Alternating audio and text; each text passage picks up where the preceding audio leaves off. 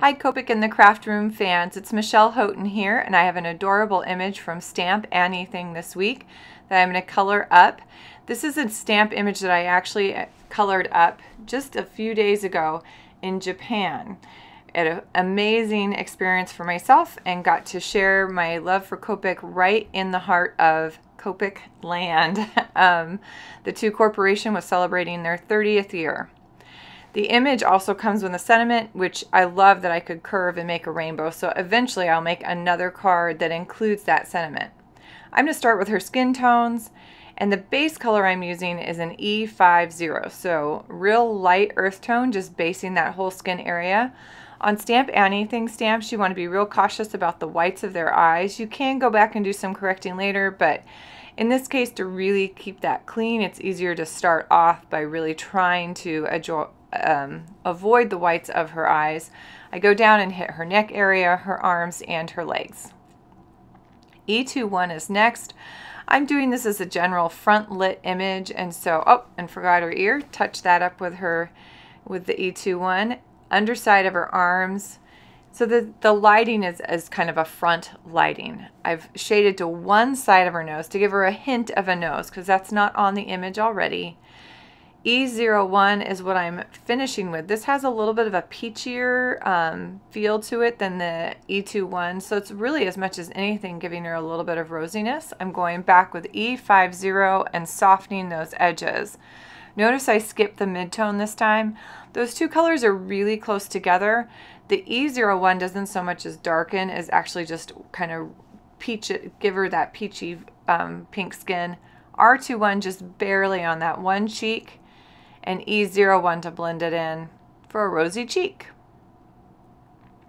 Next, I'm switching to her hair, and I'm using 4 colors here, and today I'm actually going from dark to light. So I'm going to start with the E09, and I've got that pin nice, my Copic nice and vertical. I'm working from the part outward, and then I'll come down and work from the tip up. She also, however, has her hair tucked behind her ear and under a clip, and so I know it's coming in towards her head there, so I'm darkening up those areas as well. Kind of from both sides, it goes up from the clip and down from the clip, and then the other side again, from the top down and from the bottom up. Next is YR18. This is a very yellow, red, orange color. The E09 to me is one of my favorite kind of finishing hair or last darkest hair colors to really richen that color. YR14 is next, a little bit lighter orange tone.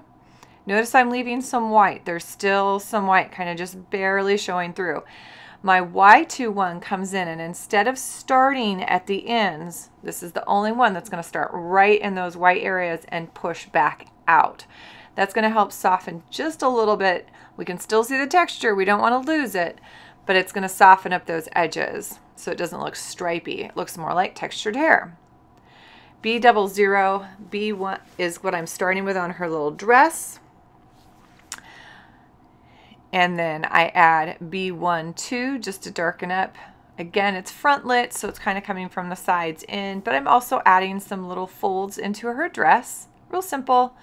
B24 is going to darken up some of those details. And then B12 again to soften. And the B00. So really simple, 3 colors from a natural blending group. I'm going to use those same colors on the marker. So of course we have the cap, and then I come back in with my B24 and my B12 to give that kind of round shape to my marker, and B12 on her hair clip, because of course she's going to match her little hair clip to her dress. Then I'm going to go in on her little socks. I've got a C1 that I'm starting with, and I'm going from the outside in, C3, blending that with C1, and then a colorless blender to fade it to white. W1 is coming in from the edge of the pin. Now notice I've left a white highlight running down the edge of the pin as well. Our sketch markers are kind of that elliptical or the kind of oval shape, and so I'm trying to give that appearance of kind of catching that light as it goes around that curve. It ends up looking pretty good. So that's the C3, and it only comes down one side of the marker. C1 back in, or sorry, these are warms. W1 back in, and the colorless blender down the center again. Sorry, the Copic is colored with warm grays, not cool grays. So there is a difference between what's on her and what's on the marker itself. C1 on her little blouse and her little skirt. C3 just touches to kind of emphasize those pleats. And then I use a C7 on the interior of the pleats, and I come down and use a little on her shoes. Now I'm leaving two white highlights, one on the toe and one on the strap, a little bit of C9 at the far edges, and then I use colorless blender to soften those highlights up. I was privileged enough to get to take this image and another to Japan and teach a class in Tokyo for the 30th anniversary celebration of Copic. It was an amazing experience to have an interpreter standing over my shoulder and these women, a wonderful group of women excited about learning crafting and card making. So this is the little card that we made in Japan, and that is what these ladies created. Thank you so very much for coming and joining me this week at Copic in the Craft Room on YouTube.